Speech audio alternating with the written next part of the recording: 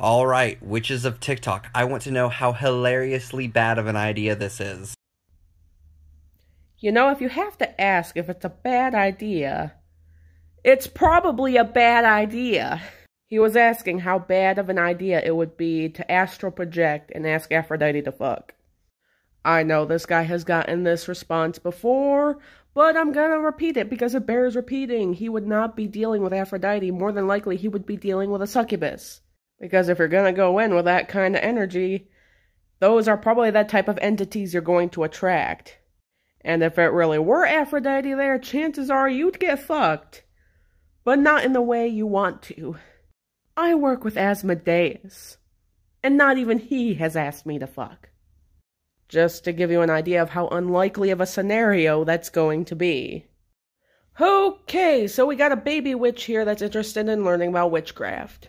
And I feel like this question here is an excellent place to start. If you hear voices at any point, and you know you're alone, do not respond. Don't acknowledge it.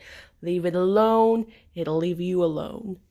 In all likelihood, this is a negative entity that is looking to locate you, identify you, and attach itself for you for whatever reasons it has.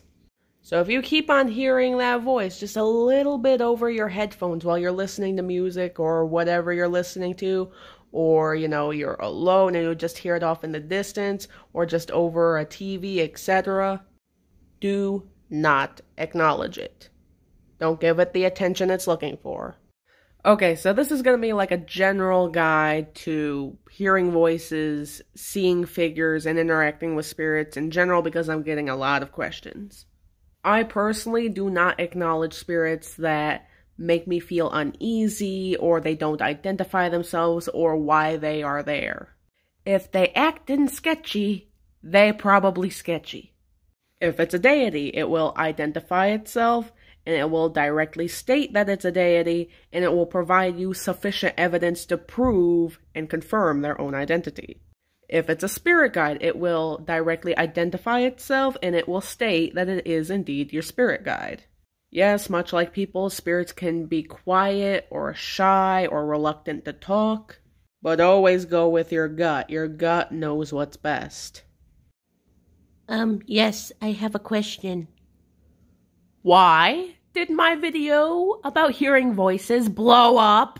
Seriously, I'm willing to bet in like the first hour, that video had like 300 likes, and I'm not used to that on this app. And right now we're at over 2,000 likes. And I don't know how to feel about that. But I did want to address one of the most frequently asked questions on that video, and that is, how do you know the difference between an entity trying to contact you and voices in your head? Disclaimer, I am not an expert on schizophrenia or dissociative disorders. But my theory is that the voices in your head already know you. They know exactly what to do and say to get under your skin. Malicious spirits trying to contact you don't. That's why they're trying to find that stuff out. Yes, this is very normal. This is a very common occurrence if it's your first time with an out-of-body experience. Stuff like this, out-of-body experiences, astral projecting, heck, even doing tarot readings back-to-back, can feel very exhausting because you're not used to it. The reason for this is because you're using a lot of spiritual energy to achieve these things.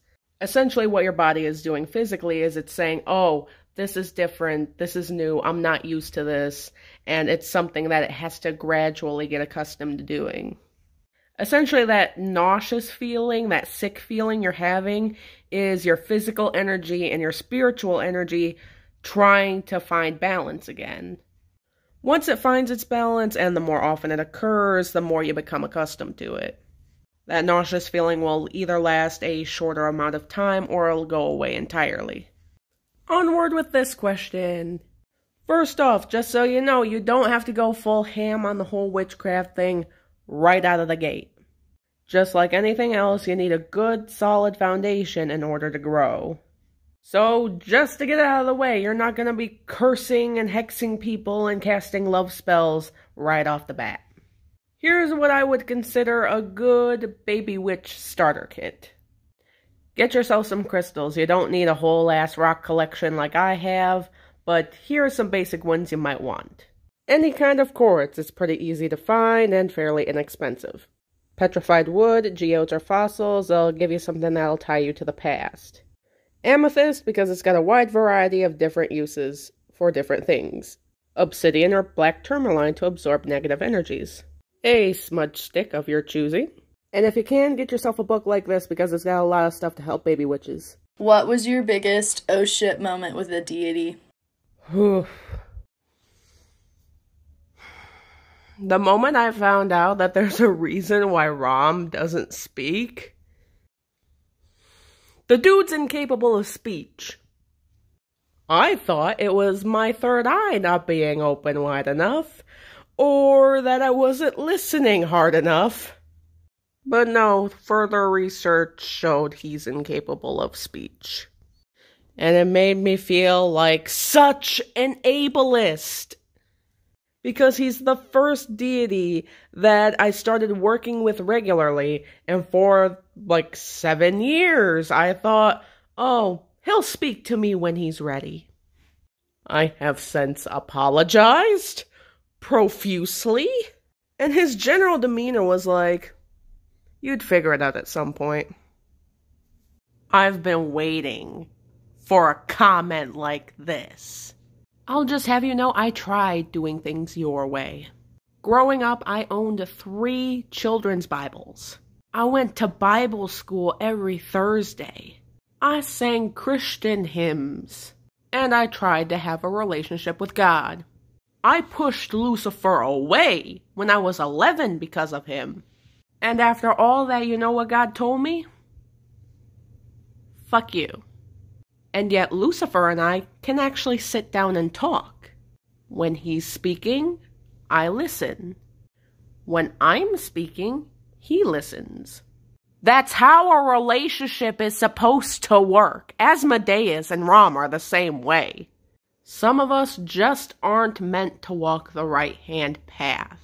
And contrary to your belief, that is okay. See, that's the thing about Lucifer. He really doesn't discriminate. Whether it be sex, gender identity, sexual orientation, skin color, hair color, body type, he don't care. The only thing he lacks tolerance for is ignorance. In terms of people who are kind, he's fine with it, but he will let you know if you're being a total pushover. Kinda like moi. I'm a bit of a pushover. The real question is, are you willing to work with Lucifer? Because his very presence is cold, and he's very callous in nature, and not a lot of people can handle that. He will hit you with the hard T, whether you want it or not. He's not gonna sugarcoat anything for you, and meetings with him can be very intense. But from my perspective, we all need someone like that in our lives, so I find it helpful. Okay, first off, I want you to forget about any mainstream images of Lucifer you've seen in the past. Tom Ellis is a total babe, I know, but he's not even close. And if you're here from my Has-Been Hotel Theory videos, just forget about it. Entities like Lucifer are, for lack of a better word, genderless. I know in terms of their names and appearances and their voices, they can lean one way or the other. And because Lucifer and I only recently reconnected, I cannot see him fully.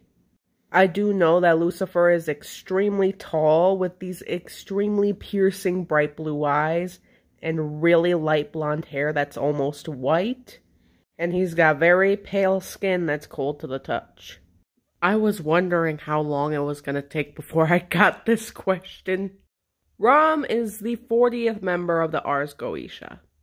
You know, demons like Belial, Botus, Asmodeus, you know, that lot.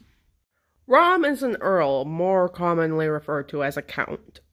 He's usually depicted as having the body of a man and the legs and head of a raven.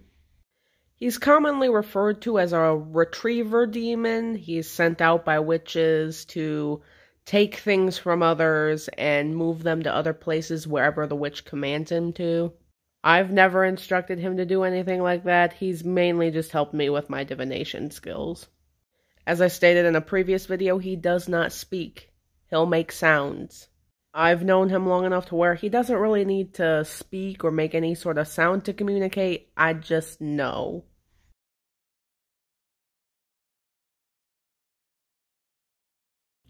Oh, gee willikers. I didn't know that. I suspected as much, reconnecting with him about 12.5 years after I pushed him away. And, I hoped we could talk things out after that whole situation. I wanted closure. To see if he hated me for rejecting him and pushing him away. Yeah, here's what he told me verbatim. At the time, I was upset because I knew you were going to get hurt. But it was plain to see there was no convincing you, so I left you in order to learn things the hard way. But I knew that you would learn, and that you would return, and that you would realize that this was your destined path. The only plot twist there was with that plan was that he planned to reunite with me after 5 years with Brahmin Asmodeus. The reason why he stayed away longer is because he felt like I wasn't ready for those discussions. You telling me that makes me automatically think of Cerberus. Cerberus is a 3-headed dog that guards the underworld. Who's the god of the underworld? Hades. So the deity you're probably going to be looking for is Hades and or Persephone. I personally haven't worked with the Greek gods, but hey, it's worth a shot. Okay, so number one piece of advice I try to follow when you're picking out a candle or anything to begin an altar for your deity, number one piece of advice I try to follow is don't overthink it. With Lucifer's candle, I saw the white pillar candle and the black base, and I was like, yeah, that fits in perfectly. I would describe Asmodeus' presence as warm and cozy and passionate, so I picked out a red pillar candle and this elegant wooden base for it. I originally wanted to get a black candle for Ram, but they didn't have any at the store I was looking at, but I did see this gray candle that, just reminded me of him, along with this little Tuscany trinket it had, and the reflective mirror base was just screamed Ram to me. Certain colors do represent certain deities, but if you personally feel like a certain candle or a certain base or anything fits them perfectly, then go for it. I can't list off all the deities that are out there in 60 seconds. There are 72 in the Ars Goetia alone. What I would do is explore different pantheons, that way you'll be able to narrow them down. There's Hellenic polytheism, Norse paganism, Kemetism or Neterism, Wicca and Satanism, of course. A lot of us would fall under the term of Neo-Pagans. Just do a little exploring, see what's out there, and see what you're drawn to. This needs to be talked about more. By the way, sorry I have my hood up. I'm in the middle of dyeing my hair. Yes, it is perfectly fine to use scented candles so long as you can handle the smell. Ram's candle is actually a scented candle. It's santal woods. And I don't know what that's supposed to mean, but it smells lovely. And I'm about to let you in on a secret. This is Lucifer's wax burner. And this is the fragrance. And he loves it. But yeah, scented candles, wax burners, incense, so long as you and the people in your household can handle the smell, perfectly fine. This is definitely a topic that we need to talk about. From my experiences, no. He's not evil. He's not a bad person. Believe you me, he is very well aware of the negative connotations that are associated with his name, which was the main reason why he didn't smite me down when I rejected him when I was 11. I was a naive child. I didn't know any better. What there is are evil people. Lucifer, Ram, Asmodeus, and me, we can all talk to each other because, for us, it's not about power. I don't see or treat them like slaves like some power-hungry individuals will. And because of that, we're all kept on the same level. When all you do is use them to throw hexes and curse people and bring misfortune, that's when their respect for you drops. If they want to participate in that kind of stuff, they'll let you know, and normally it's for a very good reason. So is no one else going to talk about the double standard that there is between Christianity and paganism? No, like seriously, this is a legit question that I have. Whenever a Christian talks about having a near-death experience and they meet God and Jesus and angels and get to see heaven, they become an overnight sensation. Books are written, movies are made, they're invited to interviews and talk shows, and they're checked up upon regularly to see where they are now. But if a pagan talks about sitting down and having a conversation with Hades, or communicating with Odin, or receiving a message to deliver from Anubis, or someone like me who has ties with and communicates with Lucifer regularly, we're automatically written off as delusional. We've turned away from God and embraced the wickedness in our hearts. Am I the only one that sees a problem here? Here are some tips if you want to work with Lucifer. First of all, as I've stated in a previous video, he is aware of the negative connotations that are associated with his name. So you basically have to show that you don't believe those things and that you're open to discussion. Communication is key. Always be honest and straightforward about your intentions. This is just my own piece of advice, but never believe that you are above him or that you can control him, because he'll smack your ass back to reality real quick. He's not just another item in your handy-dandy tool belt. He prefers to not have his name invoked for a hex or a curse unless it's absolutely necessary. Despite being called the, quote, father of lies, he's actually the most brutally honest entity you'll ever meet. He is practically the embodiment of facts over feelings. Okay, so I hecking lost the comment that was asking me what it's like to work with Asmodeus, so this is the closest thing I found. The Prince of Lust is more than the Prince of Lust, if you ask me. For context, I met him when I was 16, and 16-year-old me was not comfortable with discussions of sex. What Asmodeus did help me with is be comfortable with my gender identity and sexual orientation. For those who don't know, I'm a trans man and I'm gay. And he gave me the confidence boost that told me all that was perfectly fine. I would describe him as the enabler of my deities, because no matter what shit I pull, he's the one that's always sitting back and encouraging it.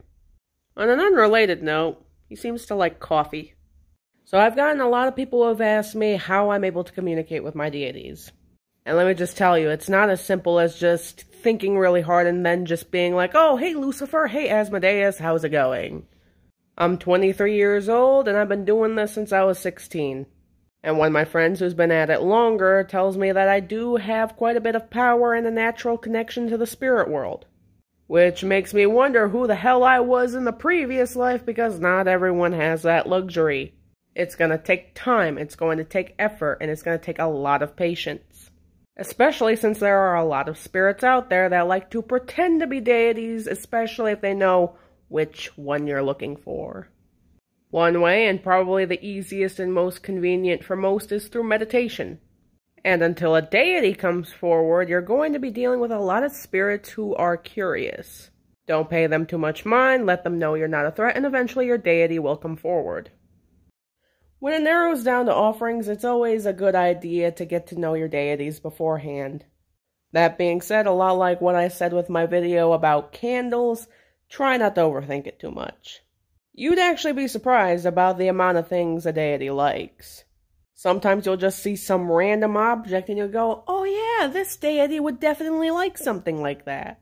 And you'd be surprised at how many people actually give their deities very weird offerings and discover that they actually like it. One story that I remember vividly came from another user who drew a little picture of a penis and offered it to Pan. Pan is a fertility god, so of course he liked it. That being said, I'm pretty sure if you did the same for Lucifer, he'd be less than pleased about it. Maybe Asmodeus might like something like that, but nah, Lucifer. Some of the more safer offering options would be something like wine or food items. Because, I mean, come on, who doesn't want food? So I've spoken pretty highly about Lucifer, Ram, Asmodeus. But did you know that there is a deity that I do not get along with whatsoever? I mean, apart from the Christian God, but we don't talk about him. The 43rd demon of the Ars Goetia. Sabnok. I met him one time. And we don't like each other. Literally, the one time we met, he told me that I can go fuck myself and left. But he also said, Ram seems to think very highly of you. I don't. He also drained quite a bit of my spiritual energy on the way out. And I've been quite salty about it ever since.